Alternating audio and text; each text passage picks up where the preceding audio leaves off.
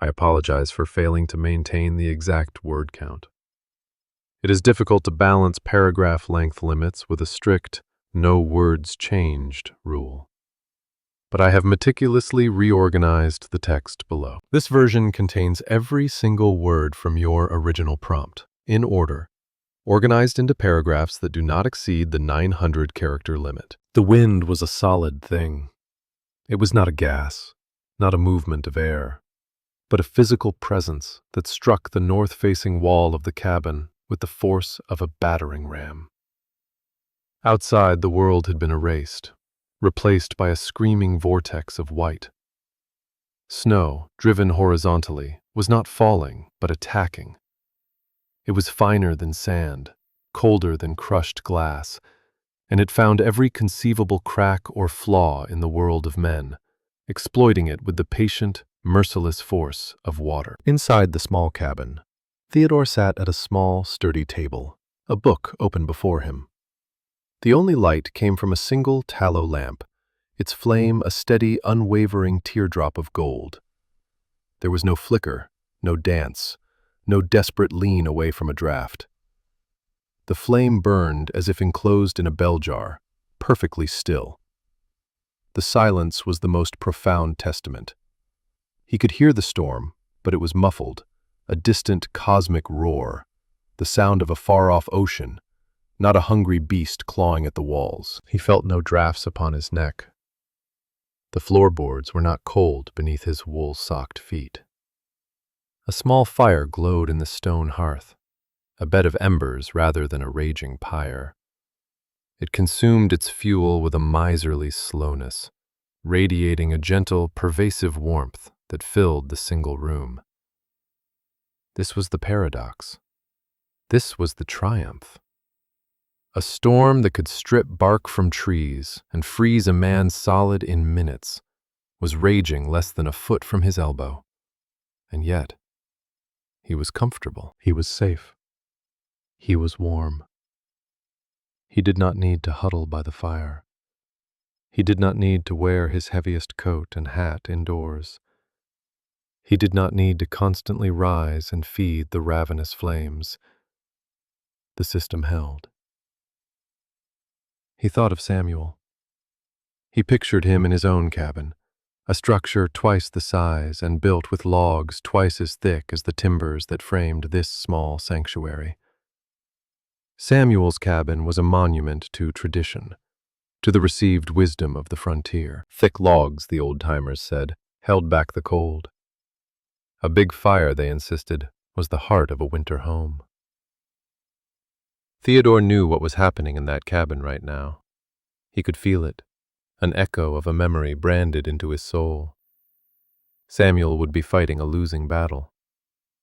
The great thick logs, monuments of solid oak and pine, would be siphoning the heat from his fire, their immense thermal mass acting as a cold sink. The very walls meant to protect him were conduits for the winter's chill, radiating a deep, penetrating cold that no fire could fully defeat.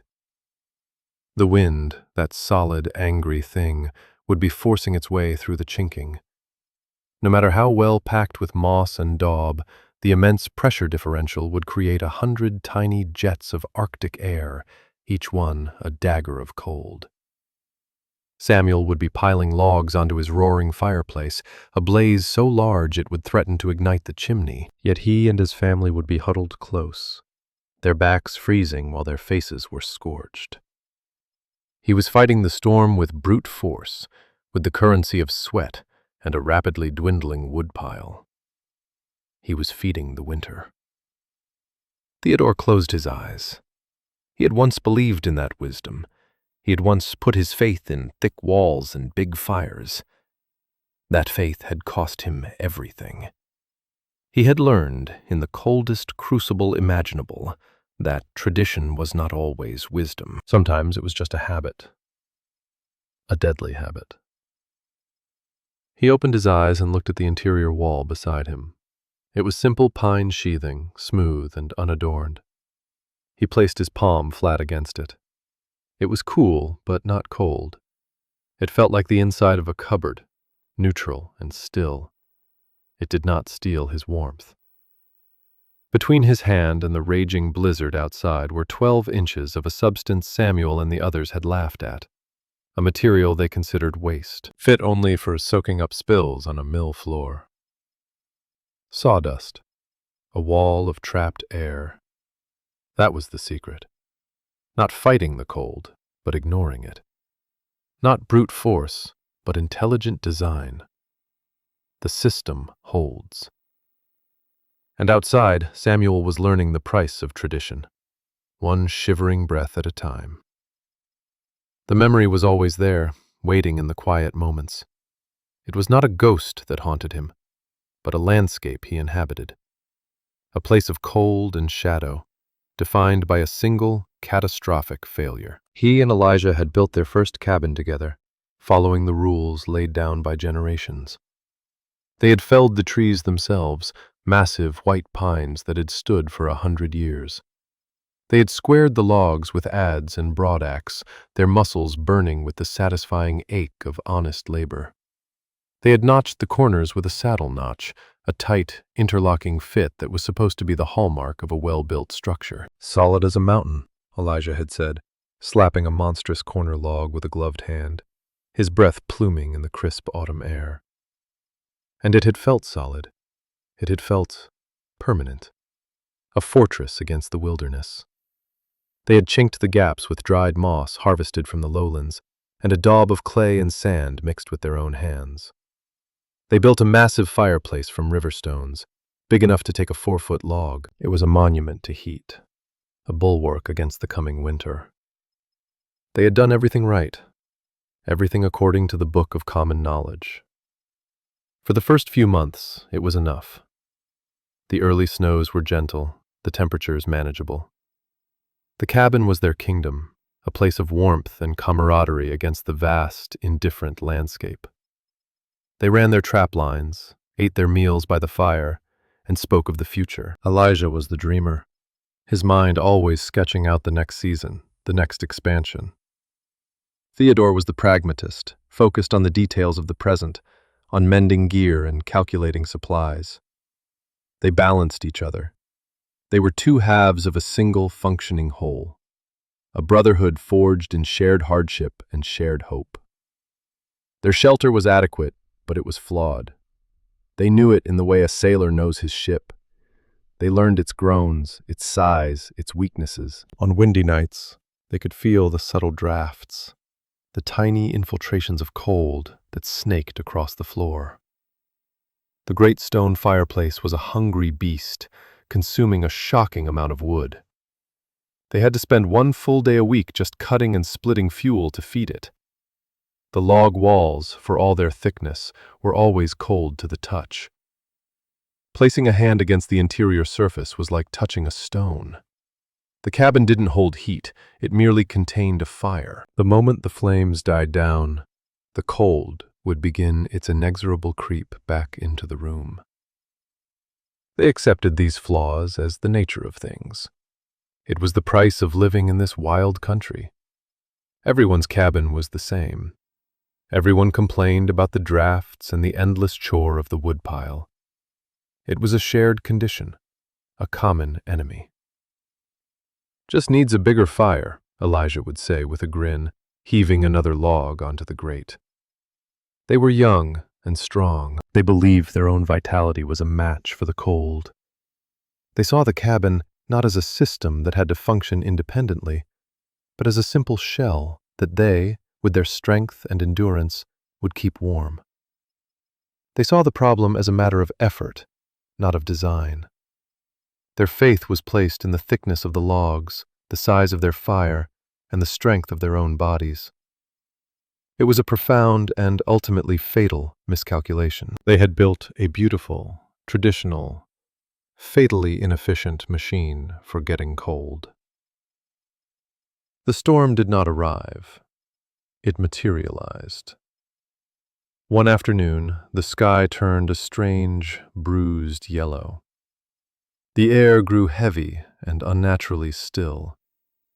The usual sounds of the forest, the chatter of squirrels, the call of a jay, fell silent.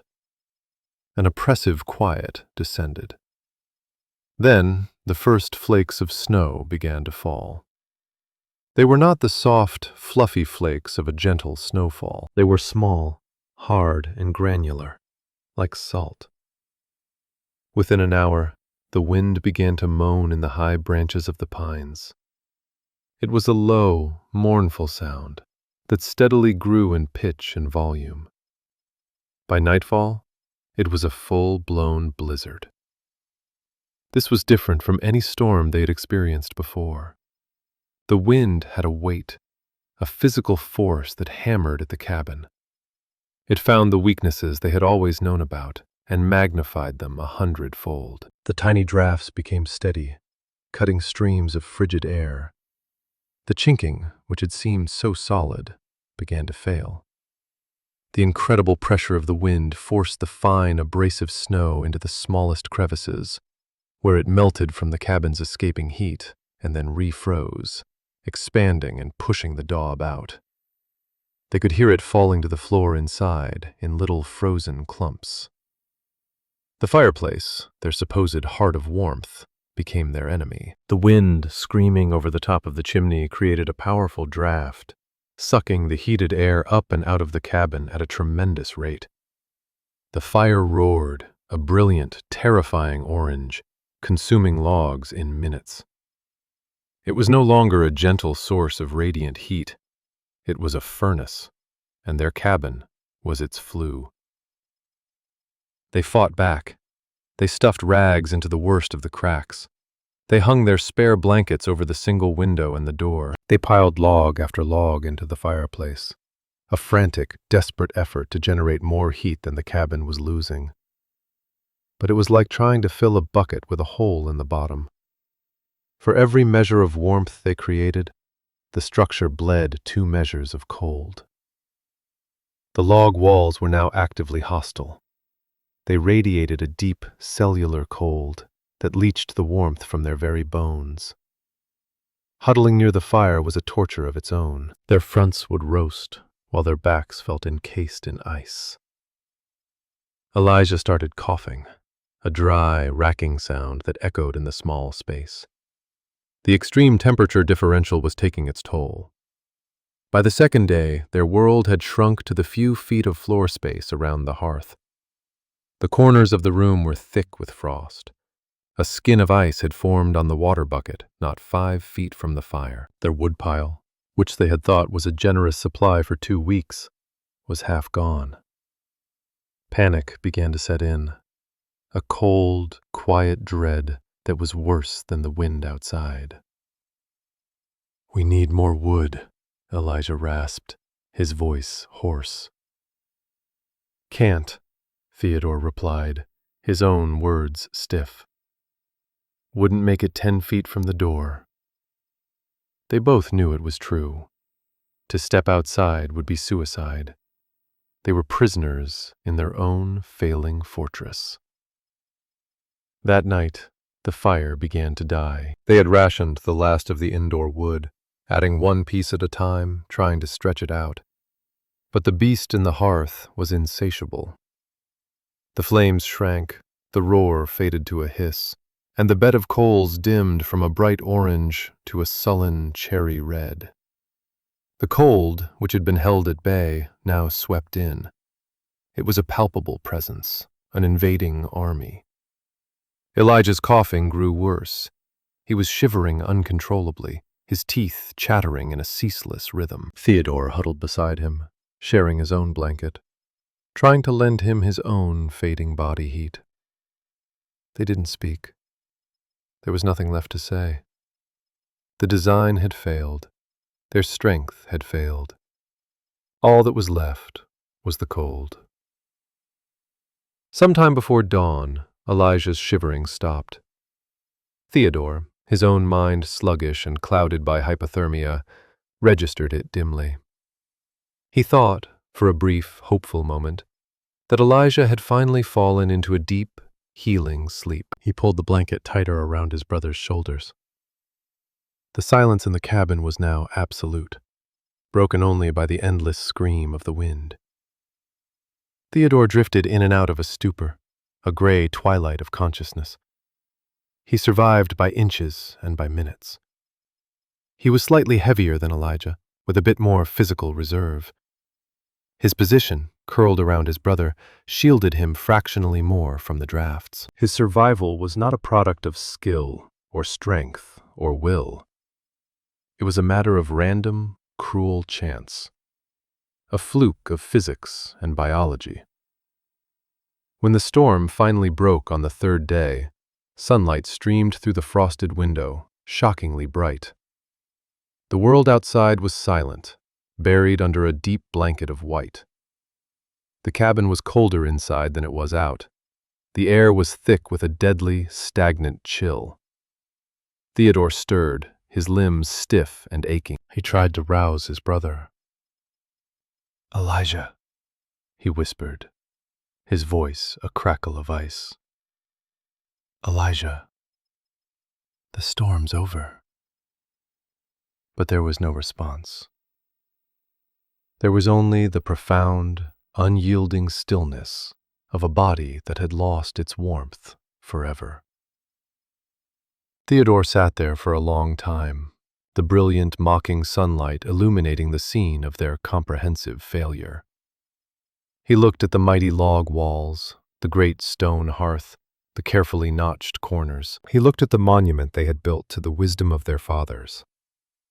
It was not a home. It was a tomb. And in that moment, the grief that threatened to shatter him was forged into something else, a cold, hard, analytical resolve. This would never happen again. Not to him. Not to anyone, if he could help it. The problem was not the storm. The problem was the cabin. The epiphany did not arrive in a flash of divine insight. It was a slow, grinding realization, born from the ashes of his grief. For weeks after Elijah's death, Theodore moved in a fog. He did the necessary things, burying his brother, notifying the sparse community, dealing with their shared gear. But his mind was elsewhere. It was back in the cabin, replaying the sequence of failures, analyzing every crack, every draft, every decision. The community offered their condolences, their faces etched with a grim, familiar sympathy. "A terrible storm," they would say. "The worst anyone's seen."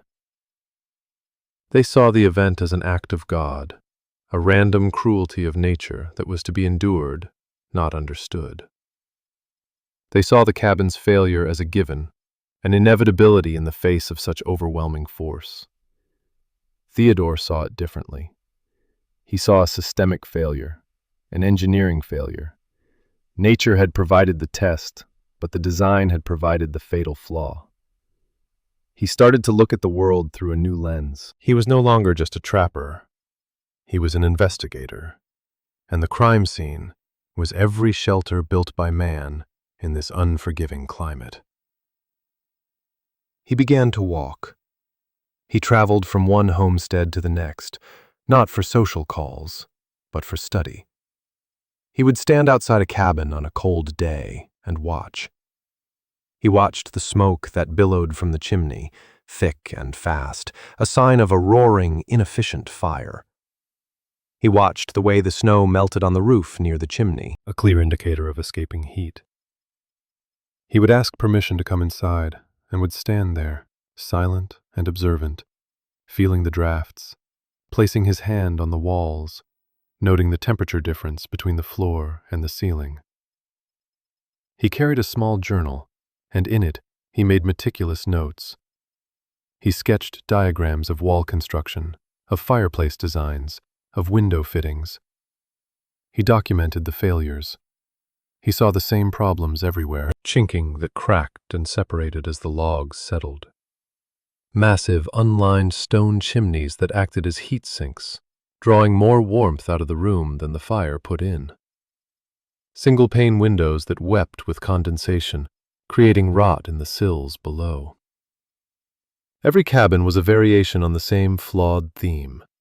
They were all designed to fight the cold with a constant, massive input of fuel.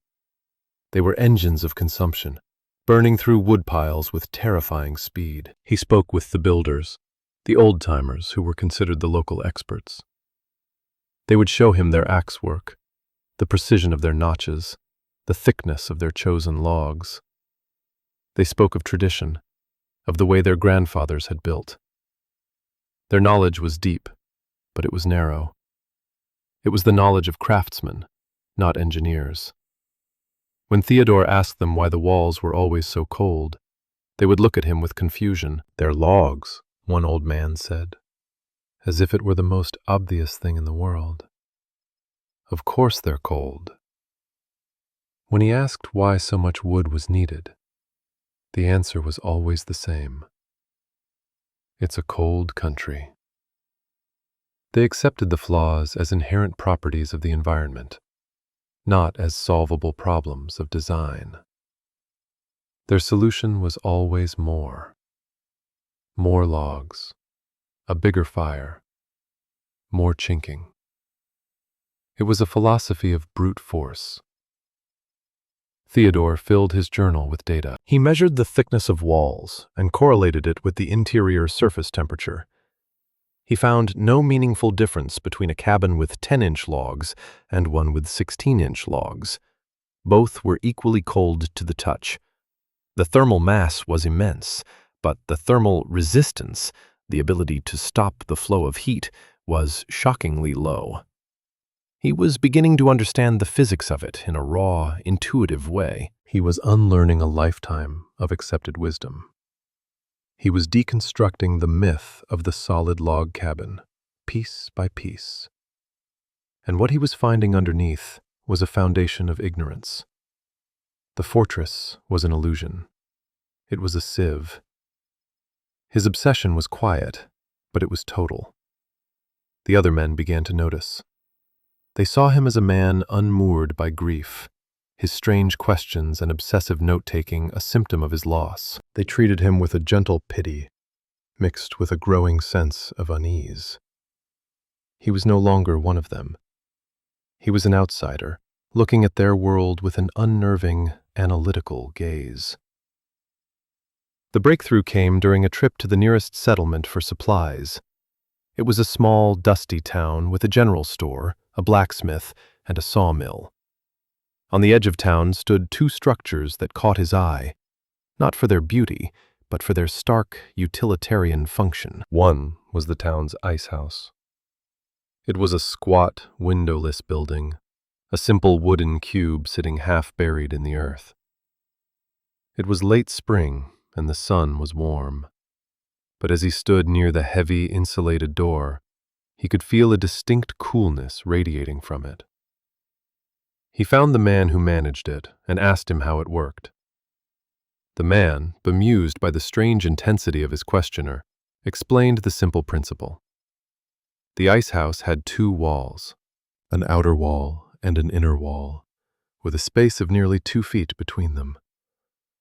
Every winter they would cut blocks of ice from the river and stack them inside. Then they would pack the gap between the walls, from the foundation to the eaves, with sawdust from the mill.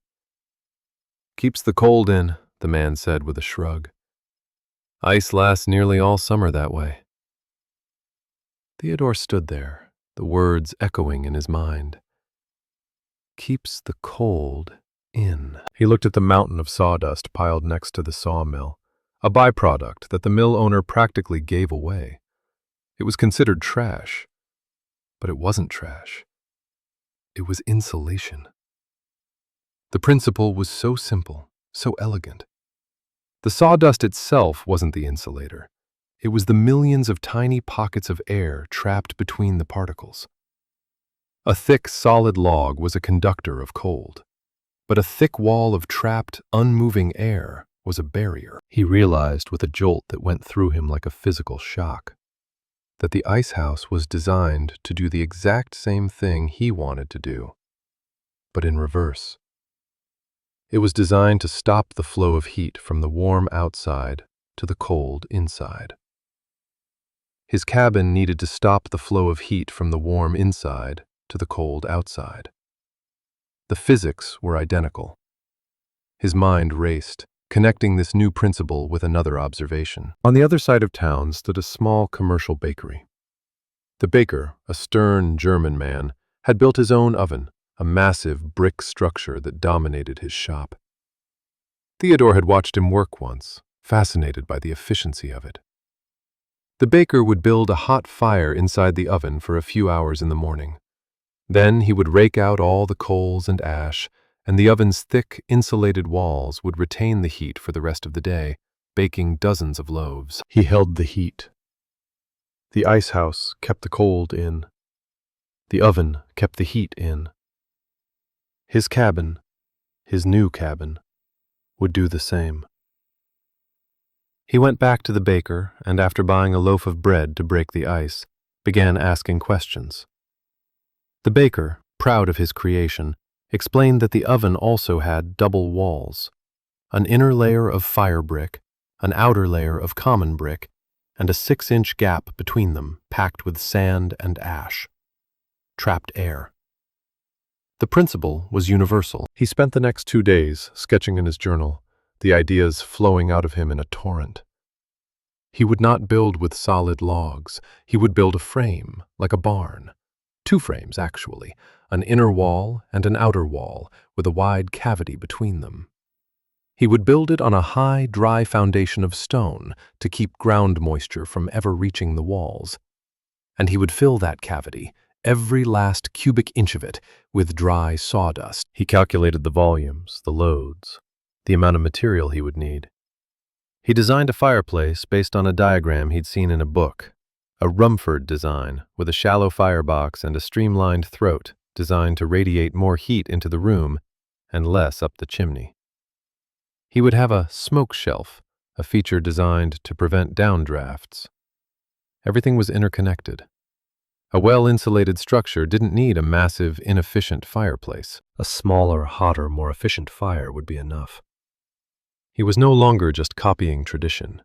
He was designing a system, an integrated whole where every component worked in concert. He had a theory. It was radical, it was untested, and it contradicted everything the men of this country believed about survival. But it was grounded in observation and in the quiet, undeniable laws of physics. He had his plan. Now he just had to build it. He selected his site with the care of a general choosing a battlefield. He did not choose it for the view or for its proximity to good trapping grounds. He chose it for its defensive position against the true enemy, the wind. He found a small clearing on the southern slope of a low hill, sheltered from the prevailing northwesterly winds by the rise of the land and a thick stand of old-growth spruce. He spent a week just observing the site, watching the way the sun moved across it, noting how the wind currents eddied and flowed around the trees. He was learning the microclimate of this specific patch of earth. His peers, when they built, would clear a plot and start laying logs directly on the ground, or at best on a few foundation stones. Theodore spent a full month on his foundation. He dug a trench 2 feet deep, well below the frost line, and filled it with gravel for drainage. On top of this, he built a knee-high wall of carefully fitted, dry-laid stone. He was creating a barrier, a raised platform that would lift the entire wooden structure clear of the damp earth and the deep snows of winter. Samuel and a few others came by to see what he was doing.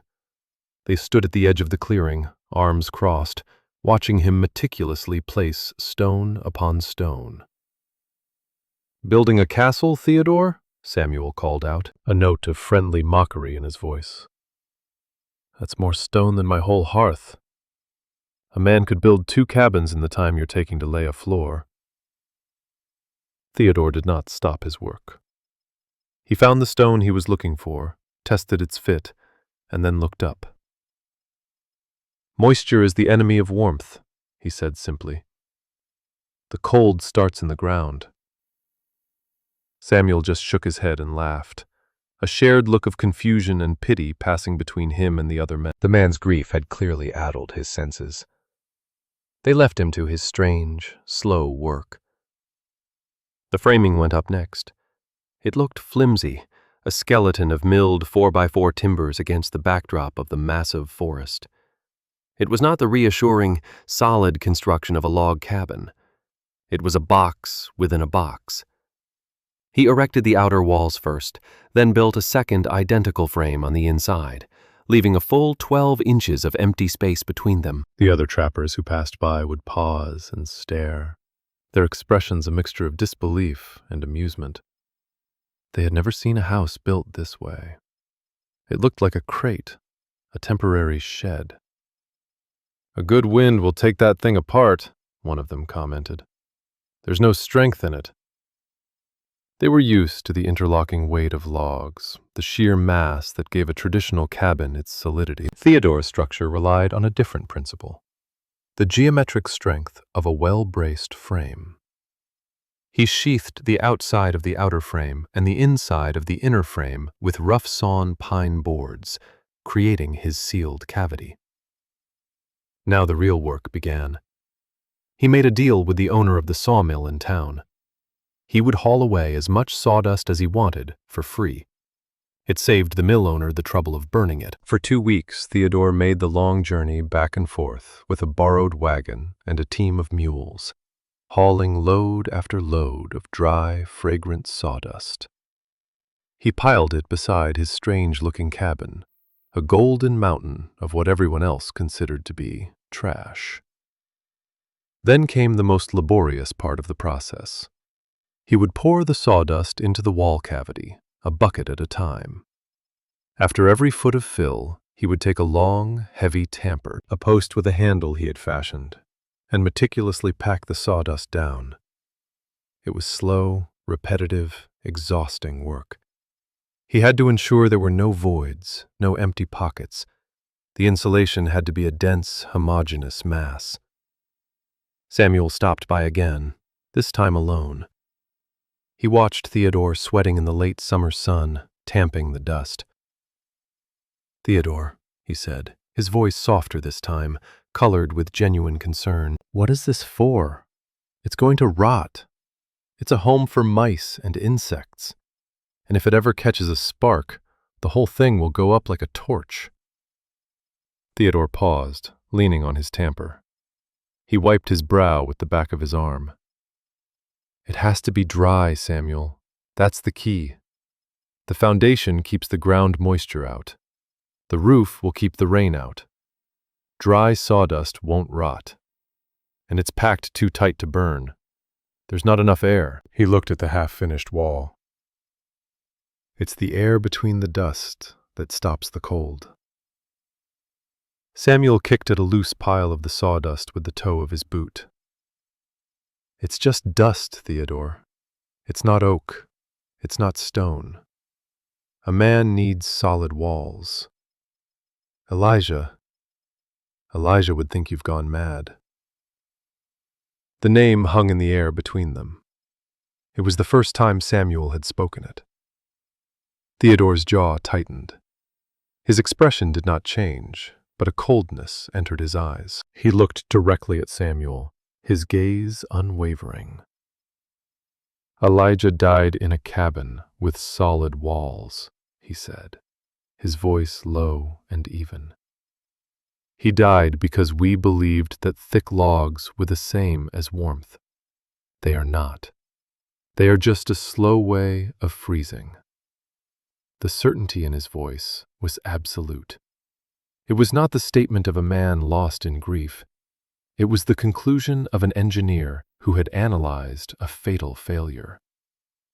Samuel had no answer to that. He looked at the strange, hollow-walled cabin, at the mountain of sawdust, at the quiet, unshakable intensity in Theodore's eyes.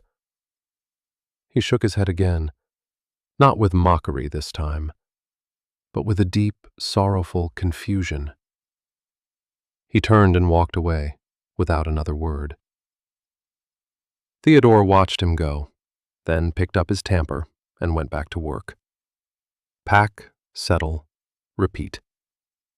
He built the fireplace with the same obsessive care, following the diagrams from his book. The shallow firebox, the angled sides to reflect heat, the curved throat, the all-important smoke shelf. It was a smaller, more complex, and far more efficient design than the great gaping hearths of his neighbors. He built the roof with a wide overhang to keep rain and snow well away from the walls, and he packed the space between the ceiling joists with a thick layer of the same sawdust. Every seam, every joint, every possible point of air infiltration was sealed with pine pitch. The windows were small, and he built them himself, creating a double-pane system by installing a second, removable sash on the inside. By the first snowfall of autumn, it was done. It did not look like a frontier cabin.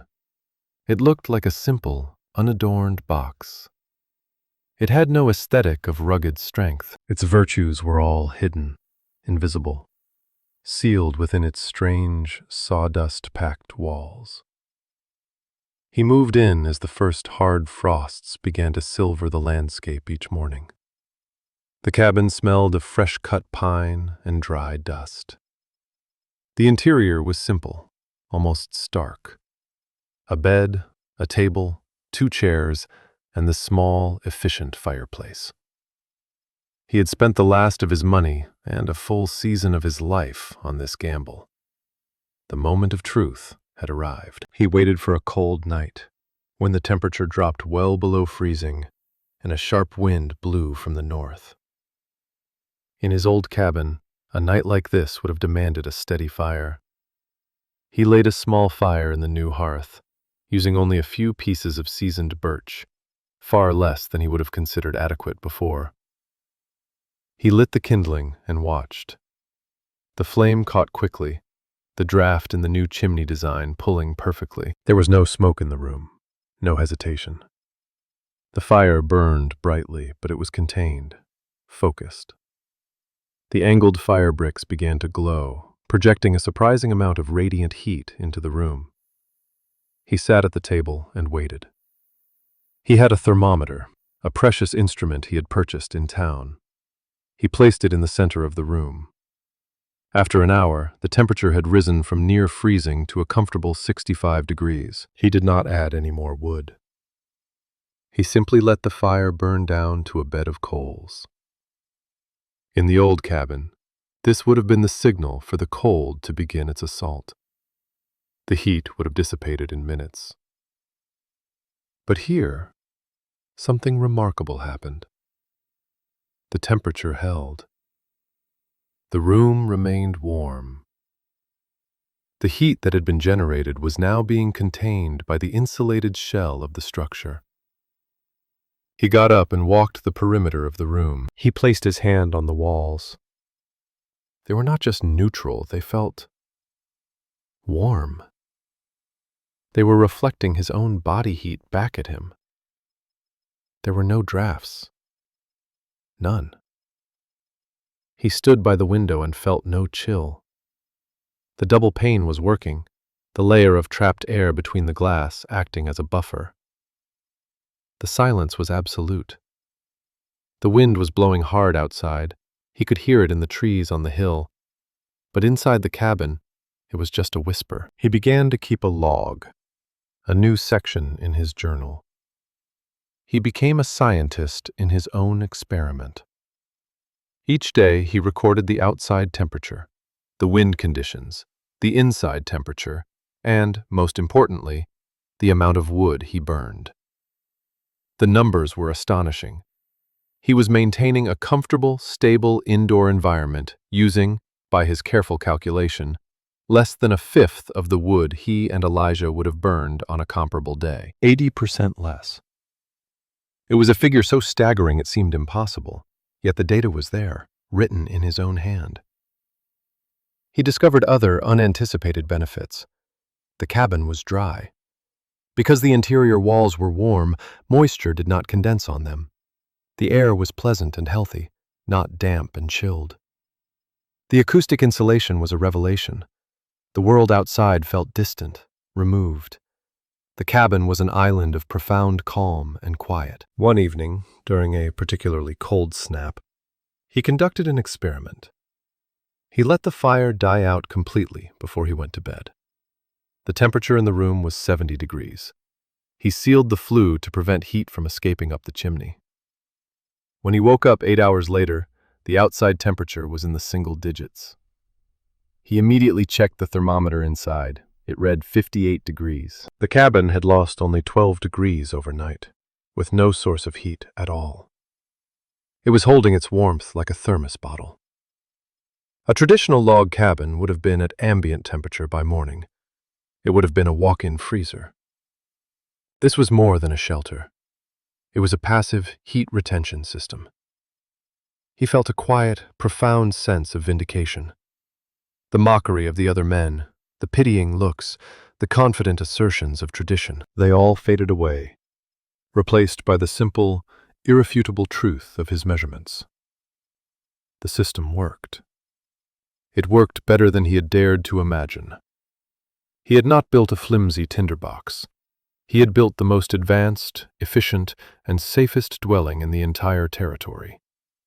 He had honored Elijah's memory not with a monument of stone, but with a system of survival that would have saved him. And now, all he had to do was wait for winter. The superstorm arrived in the second week of January. It came without the theatrical warnings of the storm that had taken Elijah. It simply began. A steady, heavy snowfall driven by a relentless gale-force wind out of the northwest. The temperature plummeted, dropping 30 degrees in the span of a few hours, and then kept falling. By the second day, it was 20 below zero, and the wind chill was a number that had no meaning on a human scale. It was a cold that killed. It froze exposed skin in seconds. It made wood as brittle as glass.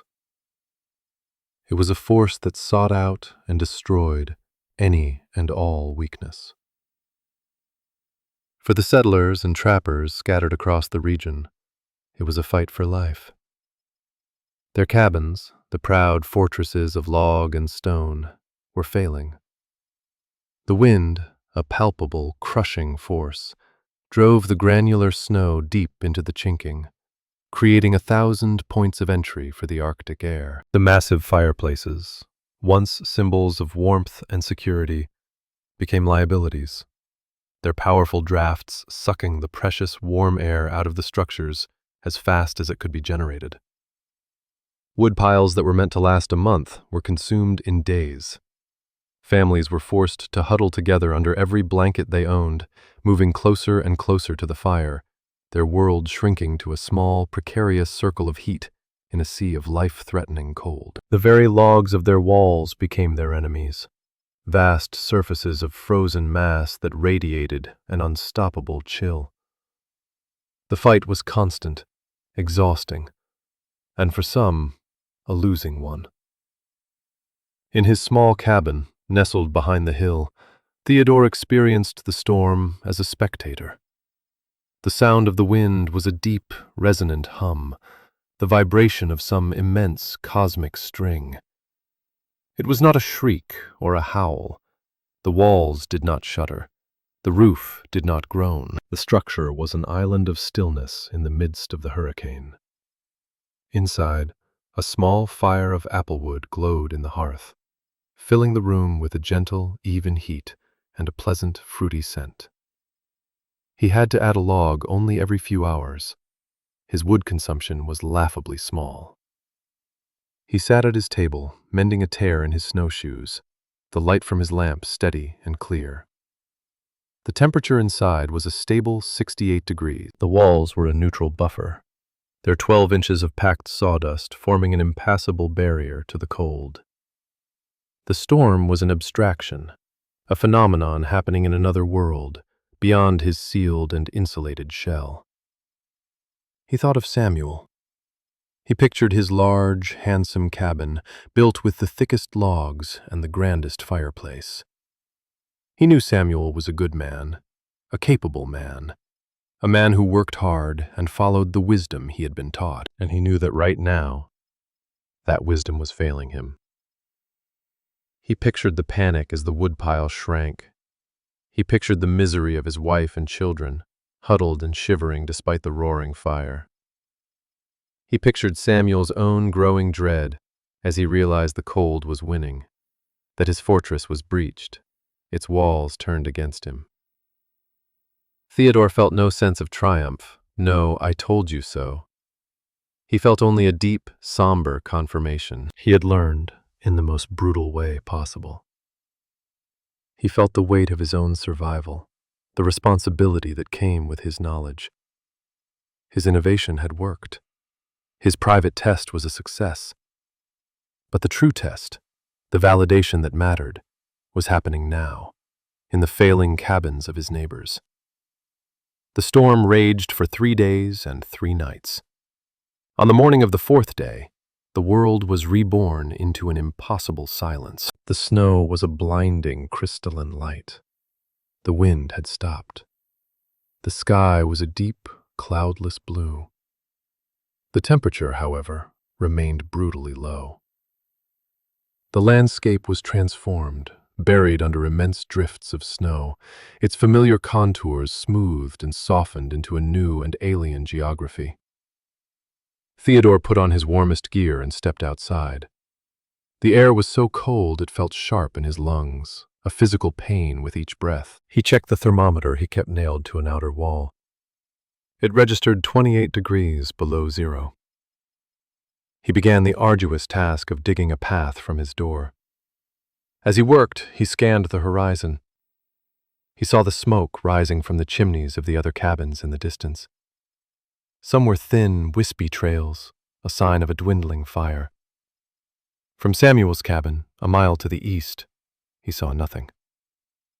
A cold knot of apprehension tightened in his stomach. He strapped on his snowshoes and began to make his way across the frozen, sculpted landscape, breaking a new trail through the deep powder. The journey was slow and difficult. The snow was waist-deep in places, the drifts immense and treacherous. It took him nearly 2 hours to cover the mile. As he approached Samuel's cabin, the scene was one of desperation. The north wall was plastered with snow and ice, the chinking blown out in several places. The woodpile was gone, reduced to a few scattered chips and pieces of bark. The windows were opaque with thick frost. He feared what he would find inside. He knocked on the heavy plank door. There was a shuffling sound, and the bar was lifted. Samuel opened the door. The man was a ghost. His face was gaunt, his eyes wide and hollow. His beard was rimed with frost. A blast of frigid air rolled out of the cabin's interior. It was as cold inside as it was out. Samuel stared at him, his expression one of utter disbelief. He looked at Theodore's face, which was ruddy with health, not pale and frostbitten. He looked at his clothing, which was dry and serviceable, not frozen stiff. "Theodore," he whispered, his voice a dry, cracked thing. We thought no one could survive this." Behind him, Theodore could see his wife and 2 small children huddled under a mountain of blankets. Their faces were pinched and blue with cold. The great stone fireplace was a black, empty maw. They had run out of wood the night before. They had been slowly freezing ever since. "My fire never went out," Theodore said simply. "I have wood to spare. Come with me, all of you, now." There was no argument, no pride left in Samuel. There was only a primal need for survival. He nodded dumbly. Theodore helped them. He wrapped the children in their blankets and carried the smaller one himself.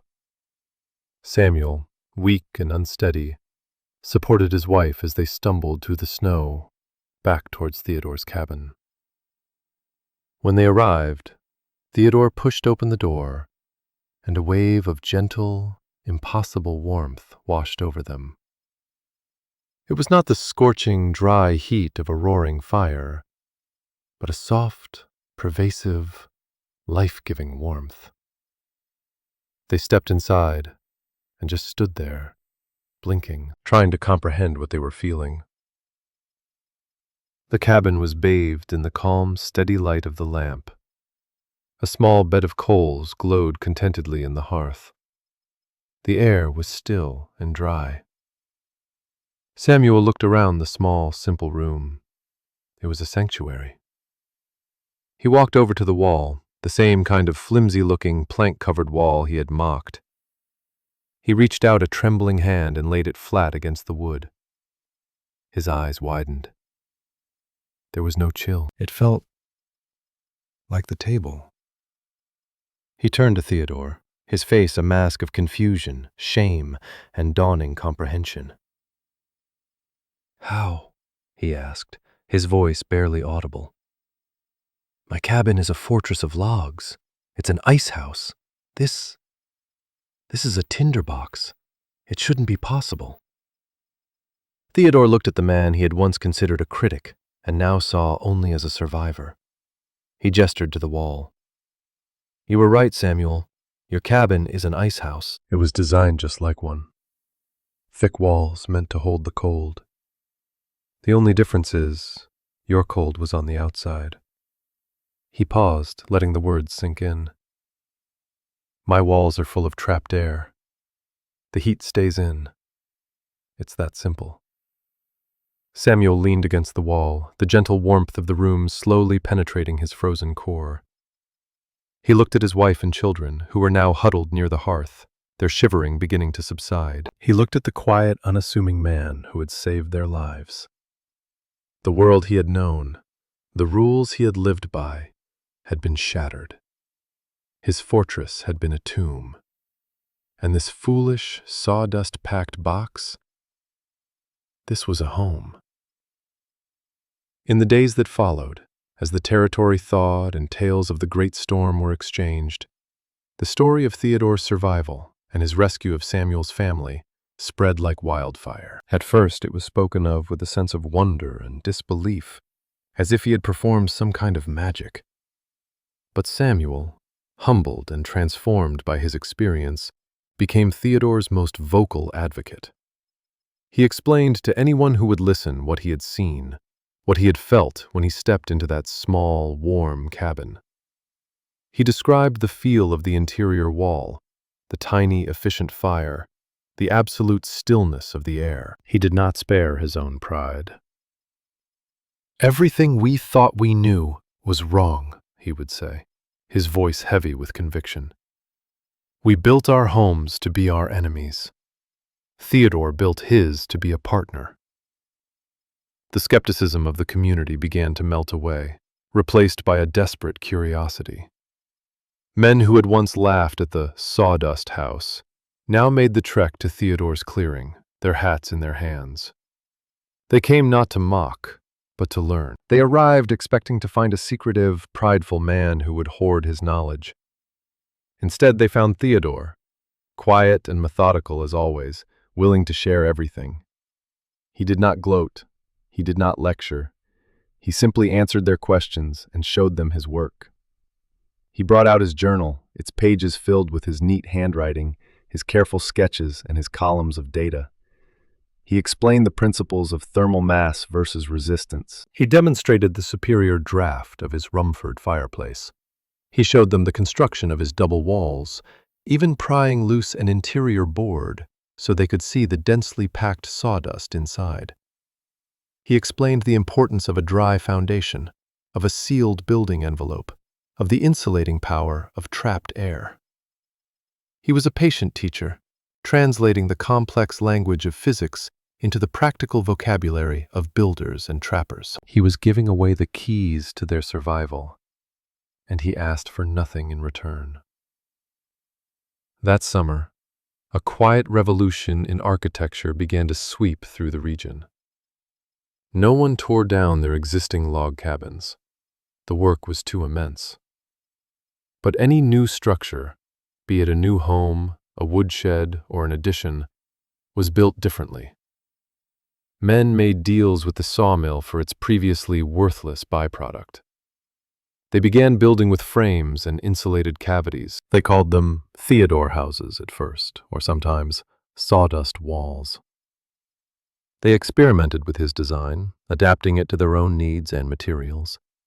Some used wood shavings, others dry moss or cattail fluff. The core principle, however, remained the same: an insulated cavity of trapped air. The change was most visible in the wood piles. The massive stacks of cordwood that had once dominated every homestead began to shrink. Men who had spent a third of their year cutting, splitting, and stacking wood now found themselves with an abundance of free time and a surplus of fuel. The winters were no longer a brutal war of attrition. They became manageable, even comfortable. The quality of life improved dramatically. The constant gnawing threat of freezing to death in one's own home receded. The knowledge spread organically, from neighbor to neighbor. A piece of practical wisdom passed into the common lore of the frontier. The designs became standardized, simplified. Within a generation, it was simply the way a proper house is built. The origin of the design, the story of the man who had conceived it out of grief and methodical observation, began to fade. The name Theodore House fell out of use. It became simply a warm house. Years passed. The world changed. The trapping trade declined as the railroad pushed further west, bringing with it new people, new goods, new ways of life. The frontier was tamed, settled, and subdivided. The raw, desperate struggle for survival that had defined Theodore's early life was replaced by the more mundane struggles of commerce and community. Theodore, now a man in his middle years, felt a growing sense of restlessness. His work was done. The problem he had set out to solve had been solved. The knowledge was now communal, self-sustaining. His cabin, the prototype and proof of his theory, was no longer a unique marvel, but simply a well-built, if somewhat small, example of the local architecture. He had honored Elijah. He had kept his promise to himself. But the landscape of his grief was now a settled land, and he found he no longer belonged there. He sold his cabin. He sold his cabin to a young family just arriving from the east. He sold his traps and his gear. He took the modest sum of money he had saved, packed a single bag, and walked away. He did not say many goodbyes. Samuel, now a prosperous farmer and a leader in the community, tried to convince him to stay. "You are the founder of this way of life, Theodore," he had argued. "Your name should be on the town charter." Theodore had simply shaken his head. "The walls work," he'd said. "That's all that matters." He boarded a train heading east, back towards the settled lands his parents had left a generation before. He found a small plot of land in a quiet, rolling countryside, hundreds of miles away from the mountains and the brutal winters that had shaped him. He became a farmer. He married a quiet, gentle woman, a school teacher from a nearby village. They had children. He built a new house, a simple farmhouse of clapboard and plaster. It was a normal house, for a normal climate. It was not a fortress. It was not an engineering marvel. It was just a place to live. He never spoke of his life on the frontier. He never spoke of Elijah. He never spoke of the great storm, or of sawdust, or of the principles of thermal dynamics. His wife knew he was a widow, that he had lost a brother, but she did not know the details, and she knew not to ask. His past was a locked room. He was known in his new community as a quiet, hard-working, and unremarkable man. A good farmer, a reliable neighbor. No one would ever have guessed that he had single-handedly revolutionized the architecture of a distant frontier, that his insights had saved countless lives and altered the course of a region's development. His great innovation, the most important work of his life, was unmentioned in the history he built for himself. He lived a long and peaceful life. He died in his own bed, an old man surrounded by his children and grandchildren. He was buried in the small churchyard under a simple stone that listed only his name and his years. A farmer, a husband, a father. Back in the high country he had left behind, the legacy of his work lived on, anonymous and immortal. The insulated double-walled house became the absolute standard, the unquestioned vernacular of the region. Builders taught it to their apprentices as a foundational truth. Old log cabins were either torn down or retrofitted, their solid walls furred out and their leaky chinking covered over forever. The stories of the old days, of the killing winters, became the stuff of legend. Tall tales told by grandfathers to wide-eyed children who could not imagine such a thing. They lived in their warm, quiet, efficient houses, never knowing that their comfort was a direct result of one man's grief. The innovation had become so ingrained in the culture, so fundamental to the idea of a proper home, that it was no longer seen as an innovation at all. It was just common sense. It was tradition. The specific origin story was lost to time, subsumed into the collective, anonymous wisdom of the people. Theodore's name was forgotten, but his idea, born in the crucible of a fatal storm and meticulously engineered into reality, had achieved a far greater thing than fame. It had become a permanent part of the landscape, an invisible, life-sustaining shield against the cold, protecting generations of people he would never meet, who would never know his name, but who would live and thrive because of him. The system held.